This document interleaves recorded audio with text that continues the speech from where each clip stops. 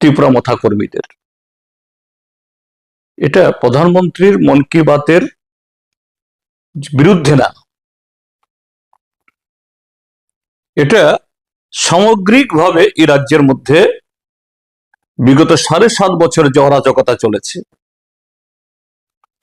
শুধু মিত্র দলের সমর্থক না, নিজ দলের সমর্থকদের নানা প্রতিশ্রুতি দিয়ে, নানা অপকর্ম করিয়ে যারা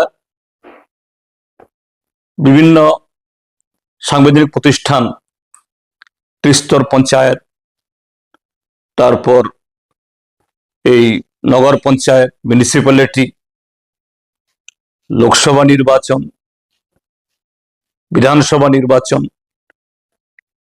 এই সমস্ত শক্তিকে দিয়ে ব্যবহার করে এদের প্রলোভন দেখিয়ে এই যুবকরা তাদের হতাশা থেকেই এই আক্রমণ। এখন খোয়াই জেলার আশ্রামবাড়ির ক্ষত শুকুতো না শুকুতে গতকাল 31শে জুলাই 4 দিনের মাথাতে ডজন ডজন পুলিশের সামনে সিপাহীজলা জেলার জামপুই জেলাতে গতকাল দিন দুপুরে আবার আক্রমণ।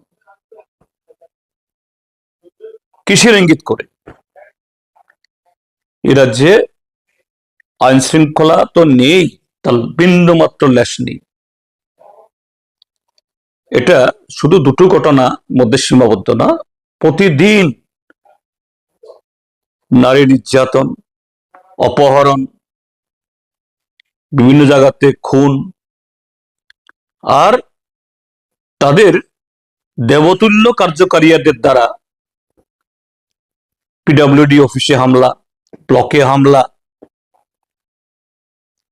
এই সংবিধান বহির্ভূত শক্তিগুলো এখন সারা ত্রিপুরা রাজ্য এটাকে দখল করে নিতে চাইছে।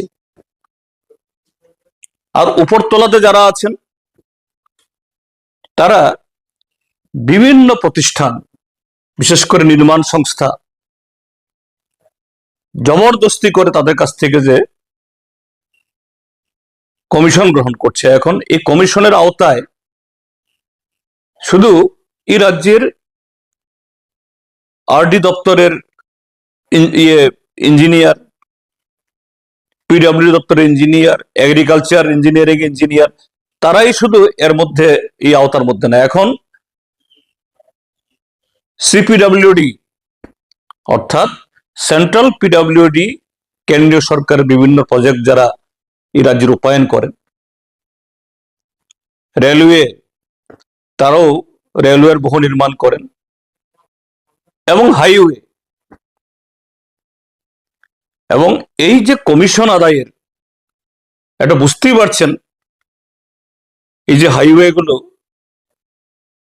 এগুলোর এক একটা রাস্তার এস্টিমেট 500, 600, 1000 কোটি টাকা।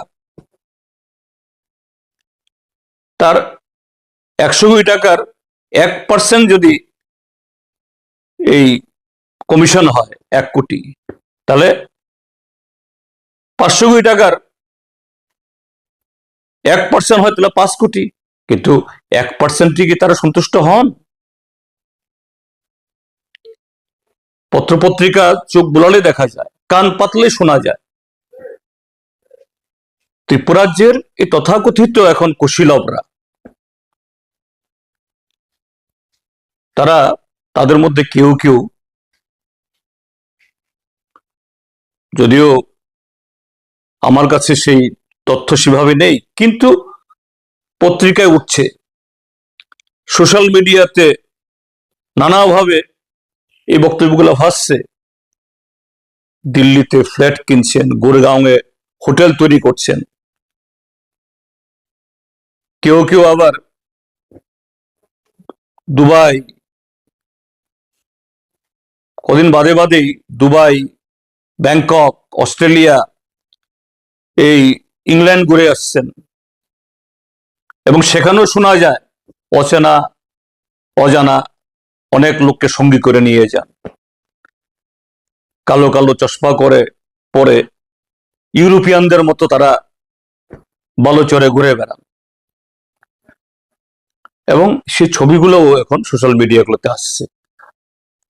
কারা তুলছে, কিভাবে পাচ্ছে জানি না, নিশ্চয়ই তাদের কোনো সূত্র সেখানে আছে। এবং কোত্থেকে টাকাগুলি পান তারা? এই ত্রিপুরাজ্যের মধ্যে তো অতীতেও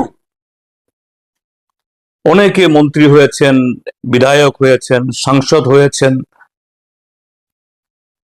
জেলা পরিষদের সভাধিপতি, সহকারী সভাধিপতি, পঞ্চায়েত সমিতি চেয়ারম্যান, বা এই রাজ্যে 25 বছর লাগাতার যখন বামপন্থীরা শাসক দল ছিলেন, সেই দলের জেলা সম্পাদক, মহকুমা সম্পাদক হয়েছেন।